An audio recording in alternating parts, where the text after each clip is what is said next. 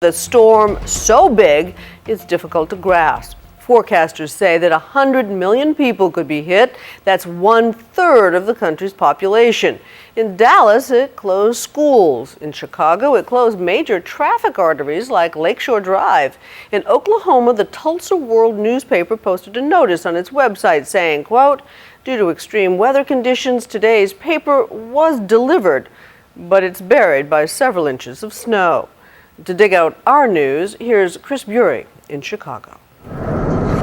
The great blizzard has begun its 2,000-mile march of misery. The storm is one for the ages, so big you can see it from space. A true monster stretching from the southwest across the middle of the country and up into New England. Blizzard warnings are up in 9 states. What gives you the best sense of the scope of this? I think just the size of it when you see it from space. Satellite pictures will show you that this thing is huge. Just the tail of the clouds and that beautiful comet shape. When you see it from above, gorgeous. When you're below it, it's like this, a real problem. The storm hit first in Texas and Oklahoma, smashing the all-time record for snowfall in Oklahoma City. It fell so fast, more than 2 inches an hour, plows couldn't keep up. Ferocious winds made it worse, according to ABC's Ryan Owens. Across so much of the country, it's not just the snow, but the howling winds. Here in Oklahoma City, winds have gusted in excess of 60 miles an hour, creating near whiteout conditions and a miserable wind chill of up to 30 degrees below zero. In Tulsa, the heaviest snowfall in history, more than 13 inches. So bad the local newspaper, the Tulsa World, announced for the first time ever it would not print tomorrow. By tonight, the monster had roared into the Midwest, challenging even the hardy souls of Chicago. It is the way it is. We live up north. You have to expect weather like this on occasion. So, gotta grin and bear. It's kind of a fun challenge, don't you think?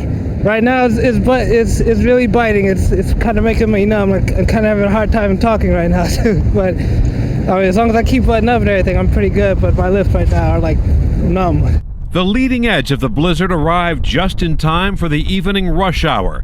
Late tonight, traffic was still inching along Lakeshore Drive, stranding commuters for hours. Every Chicago resident should brace for a storm that will be remembered for a long time.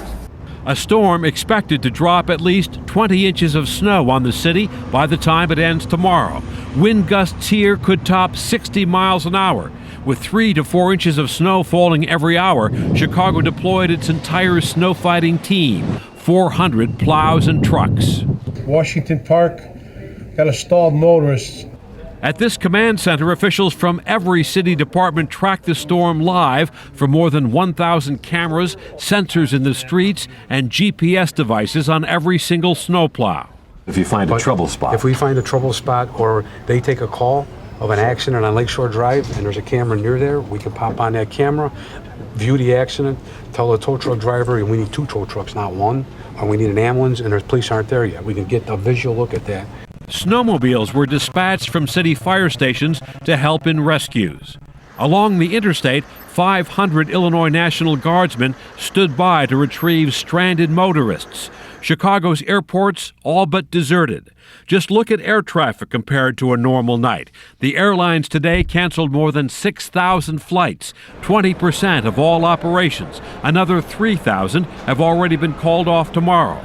A flight trying to get in from Washington, American Airlines 1825, got this bad news from the O'Hare control tower.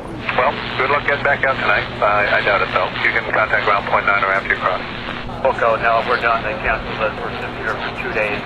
To the south and east, the culprit is ice. It's building in a huge stretch of the country's midsection. In Indianapolis, the ice was a 1/4 inch thick, accompanied by freezing rain, blowing snow, and gusty winds, as ABC's Barbara Pinto reports. Here in Indianapolis, the storm is in full swing. You can hear the sleet coming down, and the sleet is covering something even more treacherous. This is a layer of ice thick enough to skate on. In Indiana, the Weather Service warned of potentially catastrophic conditions as that ice weighs on trees and power lines. We'd rather have 15 inches of snow as compared to 2 inches of ice. And the nasty mix is headed for where else? New England. A new 1-2 punch will dump a combined 20 inches of snow, along with freezing rain and sleet. ABC's Lindsay Davis is in Massachusetts. There is so much snow in the Boston area that they are literally running out of space for all of it. In Waltham, they continue to bring more snow to this snow farm where they're stacking it 5 stories high. At Logan Airport, they've gotten permission to and may resort to blowing some of their snow into the Boston Harbor. If there is any silver lining to the storm clouds, it may be several weeks away, according to AccuWeather's Joe Bastardi. Don't be surprised if the mid and latter part of February really turns warm. It wouldn't shock me if it hits 70 in D.C. and 80 in Dallas before February is over. They should look forward to it, but the fact is over the next week to 10 days, it's going to be very cold. So at least we have something to look forward to, as hard as that seems tonight, here in the thick of this historic and hellish storm. I'm Chris Bury for Nightline in Chicago. Our thanks to Chris and an intrepid team of ABC News reporters. Now, not everybody is being swept up in the blizzard. Forecast for our friends in Miami tomorrow, a beautiful 82 degrees.